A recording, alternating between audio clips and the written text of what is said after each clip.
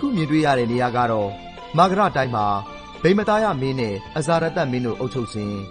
စီးပွားရေးကုန်သွယ်ရေးတွေကောင်းတဲ့ခေတ်ခါတုန်းကလဲကုန်သည်တွေတွားထားတဲ့အဲလန်းချောင်းနေရာကိုတွားရောက်ကြည့်ရှုနေတာဖြစ်ပါတယ်။တောင်ကြီးငါးလုံးဝင်းရံကာရံထားတဲ့အတွက်ကြောင့်ဒီမြို့ကိုရာဇဂျုံမြို့လို့ခေါ်ပါတယ်။အဲ့ဒီတောင်ကြီးငါးလုံးကတော့ဝေဘာရတောင်ဝေပုံလတောင်ပန္တဝတောင်ဣတိဂလိတောင်ဂိဇကုတ်တောင်ရဲ့လို့တောင်ကြီးငါးလုံးရှိပါတယ်။ဦးဇင်းတို့ဖျားဦးဆိုတော့ဒီများအခုတွေ့ကြရပြီတောင်ကြီးနှလုံးဒီဘက်ကတောင်ကပန္တဝတောင်ဖြစ်တယ်။ဆုနာကဦးဇင်းတို့ဂိမ်းပေါမှာဝင်ခဲ့တဲ့ဒေဘယ်ချမ်းကလို့ဦးဇင်းပြောခဲ့တယ်နော်။အဲ့တောင်ကဣတိဂလိတောင်အရှင်မောဂလန်ကိုရောမြတ်ပြိဋိဘံပြုတဲ့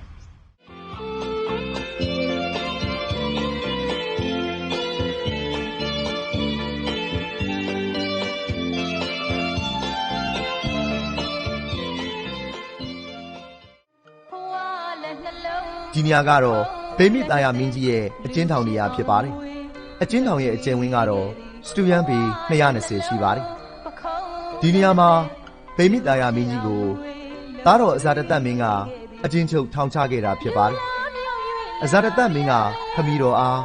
အစာရေစာမကျွေးဘဲအမျိုးမျိုးညှဉ်းပန်းနှိပ်စက်ခဲ့တဲ့နေရာလည်းဖြစ်ပါတယ်။ဗိမိသာယမင်းကြီးဟာဒီနေရာကနေပြီးတော့ဂိတ်စကုတ်တောင်ပေါ်မှာသတင်းသုံးတော်မူနေတဲ့မြတ်စွာဘုရားရှင်ကိုဖူးမြော်ခဲ့တဲ့နေရာလည်းပဲဖြစ်ပါတယ်မတရားတသက်ရက်ဆက်လီတော်သည်ငွေတဖွာရဲ့ကျေးဇူးရှင်ကိုကြည်မတရားတသက်ရက်ဆက်လီတော်သည်အခုမြင်တွေ့ရတဲ့နေရာကတော့ဗိမိသာယမင်းကြီးရဲ့စွန်ဘန္နာတိုက်ဖြစ်ပါတယ်စွန်ဘန္နာရဲ့အဓိပ္ပာယ်ဟာရွှေတိုက်တော်လို့ဆိုလိုရင်းဖြစ်ပါတယ်ကြောက်တောင်ကိုထွင်းထူပြီးပြုလုပ်ထားတဲ့ဘူဖြစ်ပါတယ်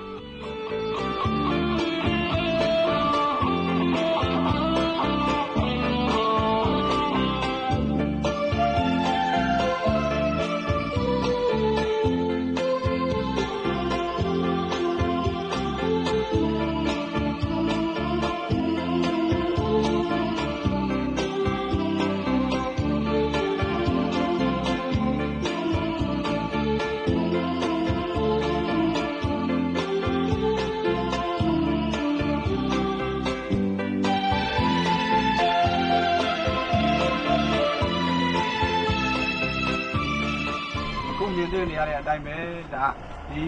ဗန္ဒာတိုင်ကြီးကိုလှုပ်ထားတာနေကတောင်ရဲ့အနံနေရဆိုရင်ဝေဘာရတောင်ဖြစ်ပါတယ်နော်ဒီဝေဘာရတောင်ကြီးမှာအခုလိုမျိုး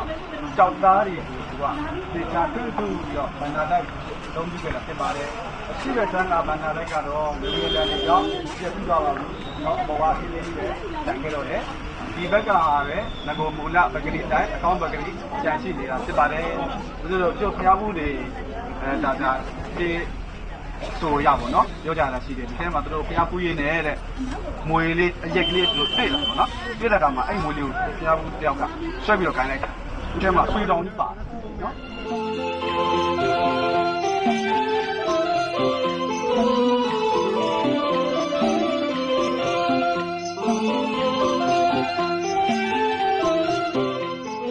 အခုမြင်တွေ့နေရတဲ့နေရာကတော့အဇာရတမင်းတည်ထားကူးခဲ့တဲ့ဓာတ်တော်တိုက်ဖြစ်ပါတယ်မြတ်စွာဘုရားရှင်ပြိဋိဘံပြုပြီးတဲ့နောက်နှစ်ပေါင်းကြာလာတဲ့အခါမှာအရှင်မဟာကတ္တဗမထေရမြတ်ကြီးကပြိဋိဘံပြုကန်ဒီမှာဓာတ်တော်တွေကိုမတူတော်တွေလည်းထည့်ရောက်သွားမှဆိုတဲ့အတွက်တကူတော်နဲ့ဓာတ်တော်တွေကိုပြန်သိမ်းခဲ့ပါတယ်အဇာရတကလည်းသူ့ရဲ့အာနာစက်နဲ့ဓာတ်တော်တွေအားလုံးကိုသိမ်းဆည်းခဲ့ပါတယ်ဒါကြောင့်ဒီနေရာမှာမြတ်စွာဘုရားရှင်ပြိဋိဘံပြုပြီးတဲ့နောက်နှစ်ပေါင်း236ခုနှစ်မှာတိရိဓမ္မသောကမင်းကြီးဟာဒီနေရာမှာဓာတ်တော်တွေကိုတူးဖော်ပြီးဇေဒီပေါင်း7,400တည်ထားရာမှာဌာပနာတော်မူခဲ့ပါတယ်ဦးဇင်းတို့မြတ်စွာဘုရားရှင်ကိုရောမြတ်ကြီးသုတေနာယုံမန္လာမင်းတို့ရဲ့အင်းချင်းဥယျာဉ်တော်မှာ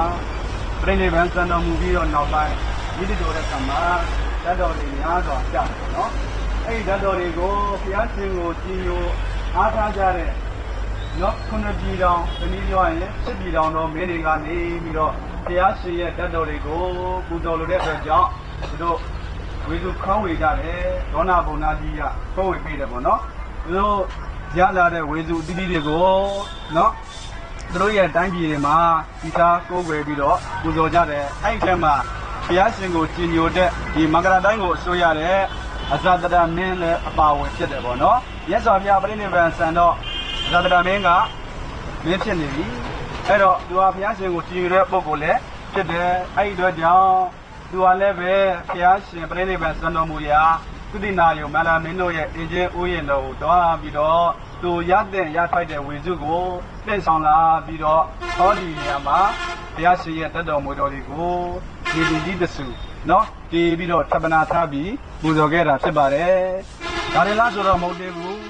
မြတ်စွာဘုရားပြိဋိဘံဆန်တော်မူပြီးနောက်ပိုင်းတန်ခါကိုဥဆောင်တဲ့အရှင်မကတ္တဗဆိုတဲ့မထေရကြီးတစ်ပါးရှိတယ်အဲ့ရှင်မကတ္တဗမထေရကြီးကဒီရာဇဂုံပြည်မှာပဲတရင်တော်နေတယ်အဲ့ဒီအချိန်မှာသူကဘယ်လိုသင်ခြင်းစဉ်းစားမိလဲဆိုရင်ရှင်မကတ္တဗကိုတော်မြတ်က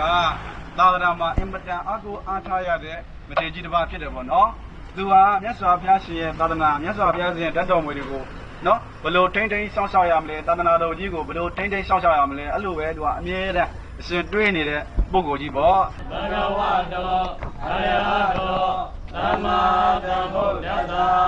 ဣတိပိသောဘဂဝါ